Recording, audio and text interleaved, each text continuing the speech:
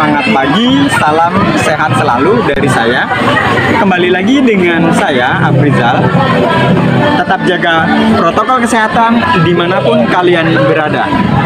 Kali ini materi yang akan saya sampaikan mengenai interaksi sosial. Materi ini saya khususkan untuk siswa-siswi yang masih duduk di bangku kelas 7 tingkat SLTP atau sederajat. Interaksi sosial. Apa sih itu interaksi sosial? Interaksi sosial merupakan hubungan manusia antara individu dengan individu, atau mungkin individu dengan kelompok, atau kelompok dengan kelompok. Di dalam melakukan interaksi sosial, tentunya hubungan itu harus ada timbal balik. Artinya, antara kedua belah pihak itu saling merespon. Contohnya, jika memang yang satu ingin dibantu, berarti yang lain harus ada yang membantu. Jika kita ingin menelpon, berarti harus ada yang ditelepon. Jika kita butuh pertolongan, maka ya harus ada yang menolong. Jadi itulah yang namanya interaksi sosial. Di dalam melakukan interaksi sosial, ada beberapa faktor yang mempengaruhi. Faktor apa sajakah yang mempengaruhi terjadinya interaksi sosial? Yang pertama ada faktor imitasi, yaitu faktor di mana seseorang ingin meniru atau mencontoh orang lain. Seperti seorang anak yang melihat cara orang tua makan menggunakan tangan kanan. Seperti anak perempuan yang mencontoh ibunya memasak di dapur. Seperti anak mungkin yang melihat contoh ayahnya membersihkan sepeda motor. Nah, itu namanya faktor imitasi. Yang kedua, ada faktor sugesti. Faktor di mana ada pengaruh seseorang untuk menggerakkan seseorang yang lain untuk melakukan sesuatu. Sebagai contoh, kalau kita pergi ke dokter, kita sakit. Setelah kita pulang dari rumah sakit atau setelah kita pulang dari periksa dokter, maka otomatis kita akan selalu mengingat apa pesan dari dokter tersebut. Mungkin larangan untuk memakan sesuatu, mungkin anjuran untuk meminum obat berapa kali dalam sehari, dan itu yang namanya faktor sugesti, di mana kita digerakkan oleh omongan atau anjuran dari dokter tersebut. Faktor yang ketiga adalah faktor identifikasi. Faktor di mana seseorang ingin sama atau menyamai atau mencontoh orang lain.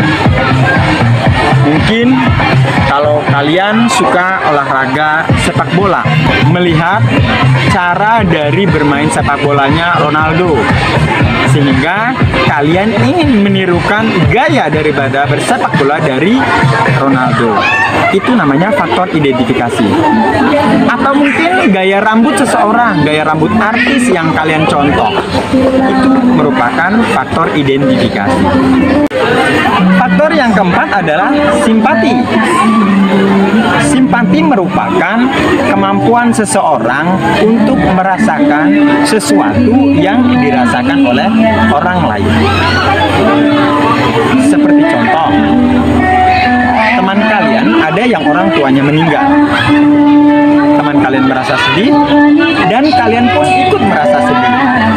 Dan Itu artinya kalian sedang bersimpati kepada teman kalian yang sedang terkena musibah. Itulah keempat faktor yang ada kenapa interaksi sosial itu bisa terjadi. Ada 4 ya tadi. Yang pertama ada imitasi, kedua ada sugesti, ketiga ada identifikasi, dan yang keempat ada simpati. Selanjutnya yang akan saya bahas adalah bentuk-bentuk daripada interaksi sosial. Bentuk-bentuk dari interaksi sosial itu ada yang bersifat asosiatif dan ada yang bersifat disasosiatif. Apa maksud daripada asosiatif dan disasosiatif?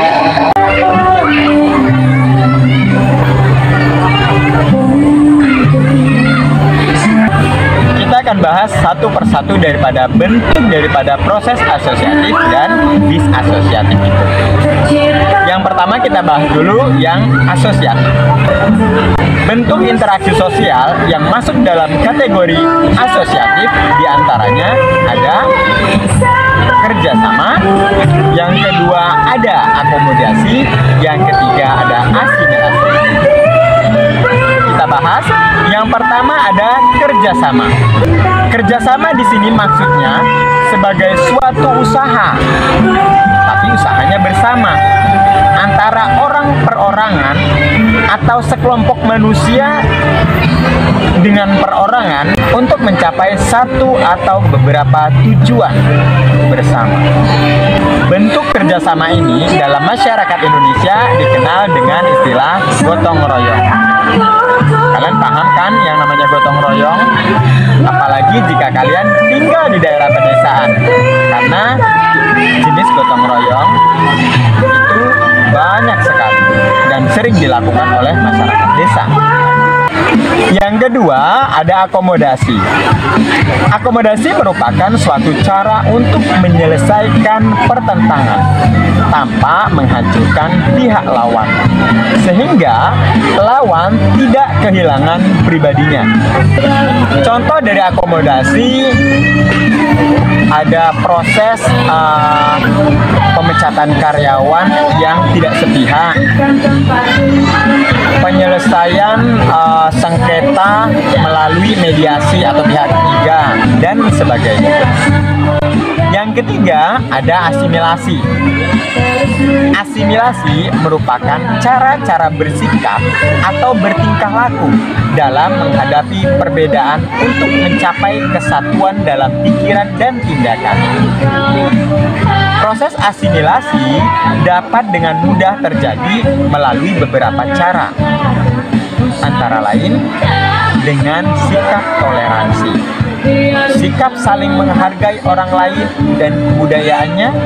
Selanjutnya ada bentuk yang disasosiatif. Interaksi sosial dalam bentuk disasosiatif ada yang namanya kompetisi, ada kontravensi, ada juga konflik. Yang pertama, kompetisi. Kompetisi adalah suatu proses individu atau kelompok yang bersaing untuk mencari keuntungan melalui bidang-bidang kehidupan tertentu. Contohnya seperti kalian di dalam kelas.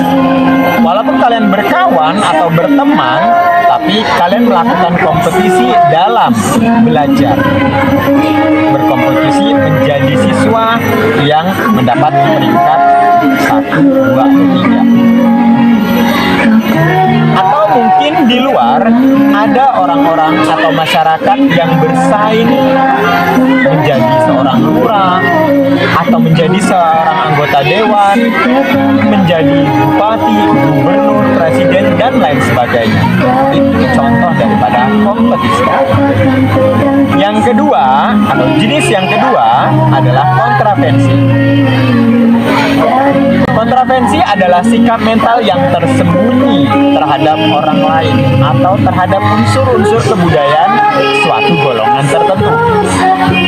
Kontravensi ini ditandai oleh gejala-gejala adanya ketidakpastian mengenai diri seseorang dan perasaan tidak suka yang disembunyikan.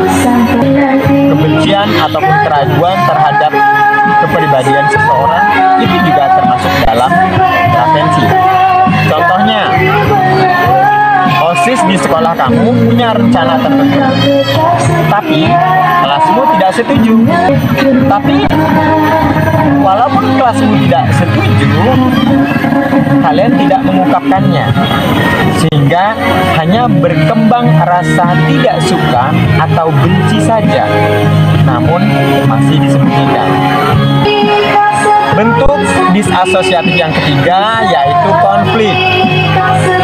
Konflik atau pertentangan adalah suatu proses di mana individu atau suatu kelompok berusaha untuk memenuhi tujuannya dengan jalan menentang pihak lawan, yang biasanya disertai dengan ancaman ataupun kekerasan.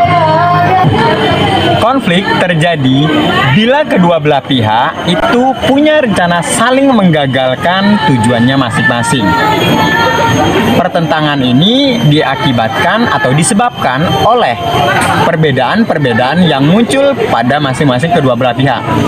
Bisa saja perbedaan yang bersifat individu maupun perbedaan-perbedaan daripada kelompok.